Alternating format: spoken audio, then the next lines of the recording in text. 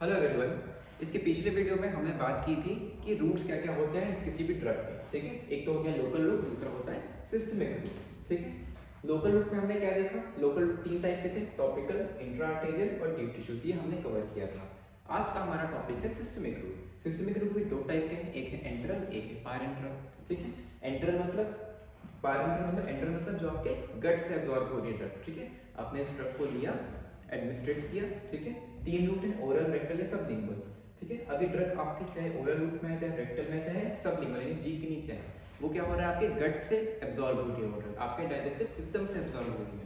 ठीक है, आपके इंटेस्टाइन से एब्जॉर्ब हो रही है। पारेंट्रल मतलब कि इंटेस्टाइन से दूर, गट से दूर। ठीक है, जो कि आपके गट से एब्जॉर्ब नहीं हो पा रही है। अब एंट्रल रूट स्टार्ट करने से पहले या ओरल रूट स्टार्ट करने से पहले हमको दो टर्म समझना जरूरी है।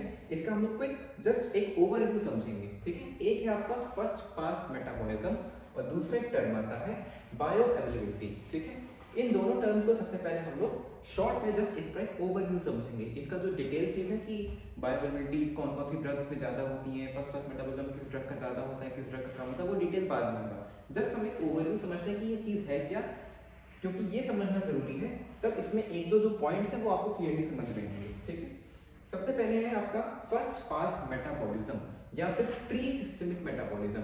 इसका क्या मतलब है? इसका ये मतलब सबसे पहले क्या समझना कि सिस्टमिक में हम लोग बात करें, सिस्टमिक रूट आ गया। सिस्टमिक रूट में एंटर में सबसे पहले हमारा ओरल रूट। ओरल रूट का मतलब है कि हम वो ड्रग कैसे ले रहे हैं, ओरली ले रहे हैं। ठीक है, ओरली लिया तो अब वो ओरल हमने दवाई ली, खाया, वो दवाई कहाँ जाएगी, आपके पेट में जाएगी। ठीक है, आपके डाइजेस्टिव सिस्टम में जाएगी, आपके गट में जाएगी। ठीक, तो ये हमने दवाई ली, हमें ड्रग हमने लिया ओरली। अभी ड्रग कहाँ जाएगी, आपके गट वॉल में जाएगी। ठीक है, आपके वॉल पे आएगी, स्टमक में आएगी, इंटेस्टाइन में आएगी। गट वॉल जाने के बाद अब आपको पता होगा कि आपका जो इंटेस्टाइन या जो आपका गट वॉल है, ठीक है, वो और लिवर आपस में कनेक्टेड होते हैं पोर्टल सिस्टम से। ठीक है, पोर्टल सर्कुलेशन होता है। ठीक है, तो अब ये मान लो तुम्हारा स्टमक हो गया। ठीक है, ये मान लो इंटेस्टाइन आ गया, यहाँ कहीं पे लिवर है। ठीक है, इनके बीच में क्या कनेक्शन होता है, पोर्टल, पोर्टल सर्कुलेशन। ठीक है, पोर्टल सर्कुलेशन होता है। अब ये ड्रग मान लो कोई भी आपने ड्रग लिया, वो ड्रग यहाँ पे आ गई। ठीक है, कोई ड्रग लिया, वो ड्रग यहाँ पे आ गई। अब वो ड्रग क्या करती है कि इस पोर्टल वेन के थ्रू ये पहले लिवर में जाती है।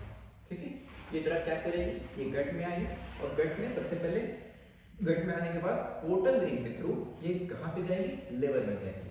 लिवर में आने के बाद ये आपके जाएगी सिस्टमिक सर्कुलेशन में, मतलब आपके जो ब्लड में कैसे जाएगी ड्रग, ऐसा नहीं कि यहीं से सीधे एब्जॉर्ब होकर ब्लड में चली जाएगी, ऐसा नहीं है। पहले ड्रग यहाँ पे आएगी, ये ब्लड में एब्जॉर्ब होगी, लेकिन portal, portal circulation, portal vein में जो ब्लड उसमें एब्जॉर्ब होगी और वो पहले लिवर में जाएगी। लिवर में आने के बाद फिर वो ड्रग आपके पूरे सर्कुलेशन में हो जाएगी, सिस्टमिक सर्कुलेशन में। ठीक है, अब इस पाथवे के दौरान, ठीक है, जब गट में आपकी ड्रग है, पोर्टल सर्कुलेशन में वो आई, पोर्टल वेन में वो ड्रग आई और लिवर में आई, फिर लिवर के बाद वो ड्रग आपकी पूरे बॉडी में जाएगी। ठीक है, यहाँ से ब्लड में एब्जॉर्ब होगी, सिस्टमिक सर्कुलेशन में आपकी पूरी बॉडी में वो सप्लाई होगी। ठीक है, लेकिन इस पाथवे के दौरान क्या होता है, ये जो ड्रग है, ठीक है, ये जो ड्रग है ये मेटाबोलाइज हो सकती है। ठीक है, ये ड्रग क्या हो सकती है, मेटाबोलाइज हो सकती है, या ये ड्रग रिमूव हो सकती है बॉडी से। ठीक है, या फिर ये अपने इनएक्टिव फॉर्म में आ सकती है। ठीक है, इस ड्रग के साथ क्या हो सकता है, इस पाथवे के दौरान इस ड्रग के साथ क्या हो सकता है, या तो ये मेटाबोलाइज हो सकती है, या तो ये रिमूव हो सकती है, या फिर ये इनएक्टिव फॉर्म में आ जाएगी। जब ऐसा कुछ भी हो जाएगा, अगर वो ड्रग मेटाबोलाइज हो जाएगी, यानी जो हमको एक्शन चाहिए था उस ड्रग से वो एक्शन हमको नहीं मिल पाएगा, क्योंकि वो ड्रग मेटाबोलाइज हो गई। तो क्या जो डिजायर्ड एक्शन चाहिए था उस ड्रग का, क्या वो मिल पाएगा, नहीं मिल पाएगा, क्योंकि वो ड्रग मेटाबोलाइज हो गई है। इसी को कहते हैं फर्स्ट पास मेटाबॉलिज्म या फिर pre systemic metabolism. Pre systemic मतलब सिस्टमिक सर्कुलेशन में आने के पहले ये मेटाबोलाइज हो गई, तो ये ड्रग क्या होगी, मेटाबोलाइज होगी। ठीक है, अच्छा, नेक्स्ट है आपका बायोअवेलेबिलिटी। ठीक है, बायोअवेलेबिलिटी क्या होता है, ठीक है, देखो सेम ये स्टमक आया, आपका पूरा गट डाइजेस्टिव सिस्टम आया। ठीक है, यहाँ मान लो लिवर है। ठीक है, लिवर है, ये रहा पोर्टल में। ठीक है, अब कोई भी यहाँ पे ड्रग है। ठीक है, आपने कोई ड्रग लिया, सबसे पहले मान लेते हैं आपने ड्रग 100 मिलीग्राम की ड्रग ली आपने। ठीक है, आपने कोई ड्रग खाया जो 100 मिलीग्राम की थी, 100 मिलीग्राम की आपने ड्रग खाई, अभी ड्रग यहाँ पे आई कितनी मिलीग्राम, 100 मिलीग्राम, ठीक है। अब ये पोर्टल वेन के थ्रू आ गई लिवर में, यानी लिवर में कितनी आ गई, 100 मिलीग्राम ड्रग आ गई। अब मान लो इसका क्या हो गया, फर्स्ट पास मेटाबॉलिज्म हो गया, ठीक है, फर्स्ट पास मेटाबॉलिज्म हो गया। तो लेट्स से कि 50 मिलीग्राम ऑफ ड्रग मेटाबोलाइज हो गई, 50 मिलीग्राम ऑफ ड्रग क्या हो गई, मेटाबोलाइज हो गई। इसका मतलब जो 100 ग्राम हमने दवा खाई थी उसमें से 50 ग्राम तो वेस्ट हो गई, मेटाबोलाइज हो गई, ठीक है, रिमूव हो सकती है या इनएक्टिव फॉर्म में आ गई। मान लेते हैं मेटाबोलाइज हो गई तो 50 ग्राम तो हमारा वेस्ट चला गया, बचा कितना अभी भी 50 ग्राम अभी भी बाकी है। तो बचा हुआ जो 50 ग्राम है, बचा हुआ जो 50 ग्राम है वो कहाँ जाएगा, आपके सिस्टमिक सर्कुलेशन में चला जाएगा। तो बायो अवेलेबिलिटी क्या होता है, it is the fraction of dose that reaches the systemic circulation in unchanged form, ठीक है। फ्रैक्शन ऑफ डोज का वो फ्रैक्शन जो आपके सिस्टमिक सर्कुलेशन में आया है अनचेंज्ड फॉर्म में। आपके सिस्टमिक सर्कुलेशन आपने खाई कितनी थी, 100 मिलीग्राम, लेकिन आपके सिस्टमिक सर्कुलेशन में गई कितनी, 50 मिलीग्राम, ठीक है, यानी कितना परसेंट हो गया, इसका बायोअवेलेबिलिटी कितना हो गया, 50% हो गया।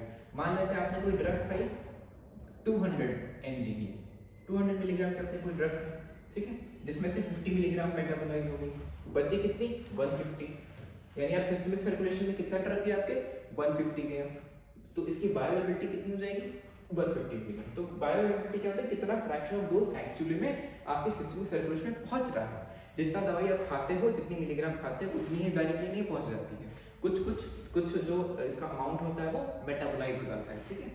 तो जितना फ्रैक्शन एक्चुअली में पहुंचता है सिस्टमिक सर्कुलेशन में अनचेंज फॉर्म में, उसे हम कहते हैं बायोअवेलेबिलिटी।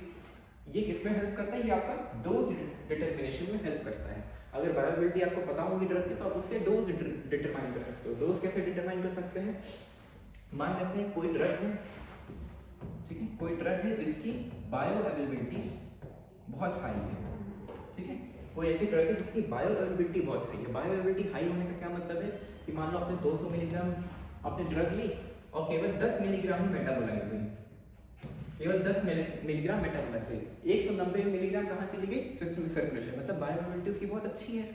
अब कोई आपने ऐसी ड्रग खाई जिसकी बायोअवेलेबिलिटी बहुत पुअर है, बहुत बेकार है इसकी बायोअवेलेबिलिटी बेकार होने का क्या मतलब है, सिस्टमिक सर्कुलेशन में उतनी अमाउंट ऑफ ड्रग आ ही नहीं पाएगी।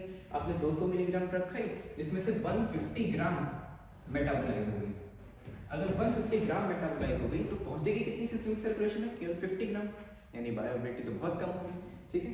तो इसका मतलब जिसकी बायोअवेलेबिलिटी ज्यादा है, यानी आपने जितना खाया लगभग उतना ही ड्रग आपके सिस्टमिक सर्कुलेशन में पहुंच गया। ऐसी जो ड्रग्स होती है जिनका बायोअवेलेबिलिटी ज्यादा रहता है तो हम उनको लो डोज में दे सकते हैं, ऐसी ड्रग को हम लोग लो डोज में दे सकते हैं, कम डोज देंगे काम चल जाएगा क्योंकि ऑलमोस्ट पूरा डोज पहुंच रहा है सिस्टमिक सर्कुलेशन में। लेकिन जिसका बायोअवेलेबिलिटी बहुत कम है उसमें हमको हाई डोज देना पड़ेगा, ठीक है, उस दवाई को हमको ज्यादा देना पड़ेगा या ज्यादा बार देना पड़ेगा क्योंकि उसका मेटाबॉलिज्म शायद हाई हो सकता है, तभी उसकी बायोअवेलेबिलिटी कम है। बायोअवेलेबिलिटी कम है तो हमको हाई डोज देना पड़ेगा, ठीक है। तो ये जो आपके जो टर्म्स है ये समझना जरूरी था, एक है बायोअवेलेबिलिटी और एक है फर्स्ट पास मेटाबॉलिज्म। ये दोनों अगर आप अच्छे से ये इतना ओवरव्यू समझ गए तब आपको इसके एक दो पॉइंट्स क्लियरली समझ में आएंगे। ओरल रूट में हम कहते हैं कि इसमें metabolism first pass metabolism high होता है इस रूट में, सबलिंगुअल में कहते हैं कि फर्स्ट पास मेटाबॉलिज्म कम देखा जाता है। ये सब क्या चीज़ होती है आप क्लियरली आपको समझ लेंगे, ठीक है। तो हम लोग नेक्स्ट वीडियो में स्टार्ट करते हैं सिस्टमिक रूट, ठीक है। इस वीडियो में आपको जस्ट एक ओवरव्यू मिला है बायोअवेलेबिलिटी का और फर्स्ट पास मेटाबॉलिज्म का। Thank you.